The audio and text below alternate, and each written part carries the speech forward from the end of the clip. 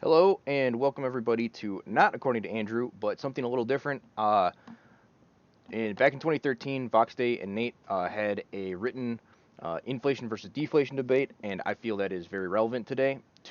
So I wanted to basically turn it into an audiobook type format for people.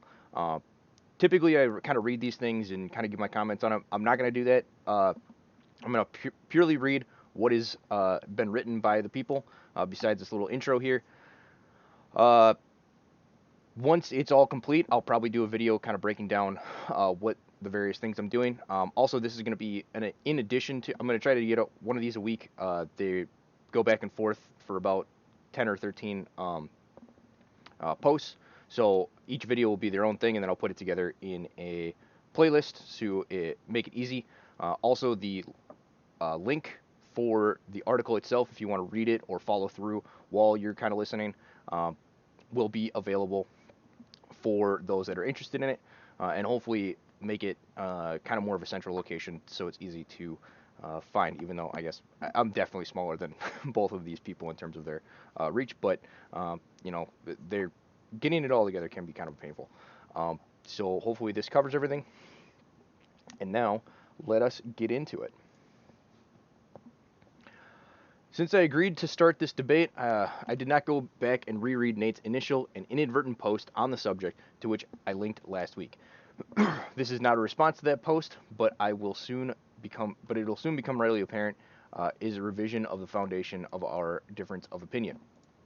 There are, as those will recall on my pair of YouTube videos, which I don't think are on YouTube anymore, but you might be able to find them, on the subject, a variety of definitions of inflation. The neo-Keynesians alone have no less than 5: theoretical, official, textbook, practical, and core. It's not necessary to get into any of them now, however, as they all eventually point to the same subject and ultimately the same question: what is money? This is the crux of the matter, because despite the various opinions concerning the subject of inflation, what it is and precisely what causes it, there is no extant theory of economics that takes serious, with the serious exception of Milton Friedman's statement that inflation is always and everywhere a monetary phenomenon. The outdated and long disproved Keynesian notion that it is a phenomenon somehow inversely related to unemployment, notwithstanding. In reviewing the various definitions of money and looking at everything from Richard Cantillon to the three major current schools, Samsonian, Friedmanite, and Austrian, it rapidly becomes clear that the Austrian School of Economics, Joseph Salarion, had already worked out the path that was beginning to trend in the excellent paper Two Traditions in Modern Monetary Theory, John Law and A.R.J. Turgot, which is the first essay in his book Money, Sound and Unsound. In this essay, Sarleon shows that there are fundamentally two competing ideas about money, neither of which are even remotely new, as both monetary doctrines predate Adam Smith. Of the first tradition, which dates back to John Law, Sarleon writes, in 1750, Law pu- published his principal work on money, entitled Money and Trade Considerations, with a proposal of supplying the nation with money. Law's proposal was intended to provide his native Scotland with a plentiful supply of money endowed with a long-run stable value. This institutional centerpiece envisioned in Law's scheme resembled a modern central bank, empowered to supply paper fiat via the purchase and sale of securities and other assets on the open market. Also strikingly modern are the theoretical propositions with which Law supports his policy goals and perceptions. Law initiates his monetary theorization with two fundamental assumptions about the nature of money, function of money. The first is that money is not exactly an original creation of political authority. Its ideal function is a tool to be molded and wielded by government. Law believes that the state, as incarnated in the king, is the de facto owner of the money supply, and that it is therefore possesses the right and power to determine the composition and quality of money in light of the public interest. Rights law. All the coin of the kingdom belongs to the state, represented in France by the king. It belongs to him in precisely the same way that the high roads do, not that he may appropriate them to his own property, but in order to prevent others from doing so, and so it is one of the rights of the king, and the king alone, to make changes in the highways for the benefit of the public, of which he or his officers is the sole judge.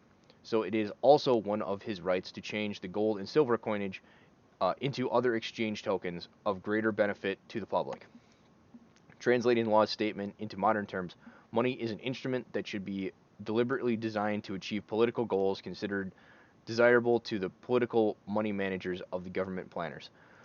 Law's second basic assumption is that money serves solely as the voucher of buying goods or exchanging tokens. Thus, for law, money is not the value for which goods are exchanged, but the value by which they are exchanged. The use of money is to buy goods and silver, while money is of no other use. In other words, money is dematerialized claim to goods having value use in itself. It is more than a little startling to read Law's statement, particularly in light of the smug, self-satisfying way we hear the same sentiments echoed more than 300 years later by those who think of themselves clever for realizing that money has no intrinsic value and therefore cannot possibly serve as a store of value in its own right, as it only possesses the exchange value conferred upon it by the power of the state. Sarleone notes that the law monetary tradition is the dominant one, and comments the neo-Keynesians, monetarists, and supply-siders differ among themselves in important areas of theory and policy, but all share most of Law's fundamental ideas about money. He goes into some detail concerning the primary factors of the three schools shared concerning money and the monetary policy, which include money as a policy tool, money as an exchange token, stabilizing of the price level, the resources costs of commodity money, and the supply of money as a political monopoly. I will not go into all the details to support Sarleone's conclusion, but a brief glimpse at the most influential textbook in modern economic history, Paul Samuelson's Economics, should suffice to prove that they are fair and accurate.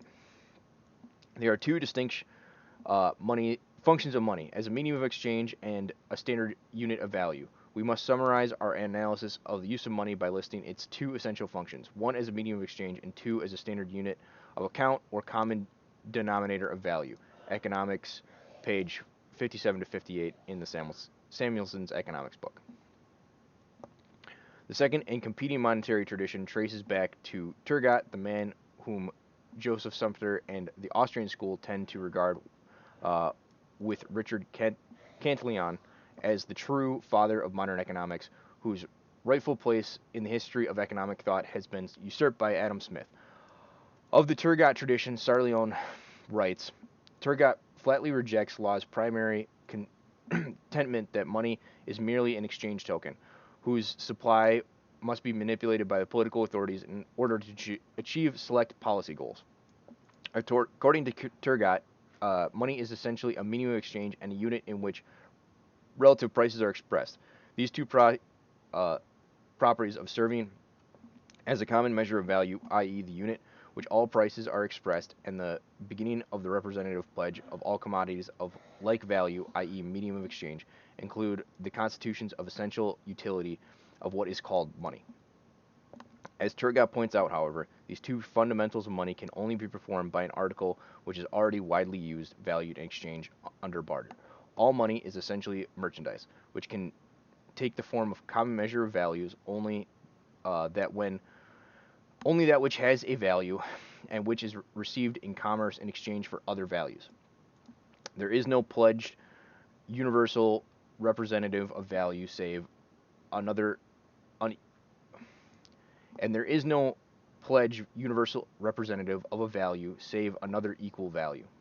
Since money thus necessarily originates as a useful commodity from within the market economy itself, Turgot emphatically denies the possibility that a purely conventional money without pre-existing purchasing power can be imposed from the outside of the market. According to Turgot, it is not a virtue of convention that money is exchanged against all other values. It is because money itself is an object of commerce and part of wealth, because it itself has a value, and in trade all value has exchange against equal values. So the primary factors of money in the Turgot tradition are 1. A medium of exchange, 2. A unit of expression, 3. An object of commerce, i.e. the exchange good, 4, a tool of economic calculation, and 5, an intrinsic store of value. Having laid out the two primary definitions of money, I now turn it over to Nate to declare which of these two competing traditions he holds to be money. If he has some third definition of money he believes would better be utilized concerning the debate. And that concludes the first section of the inflation versus deflation debate. Please stay tuned for part 2. Thank you for listening.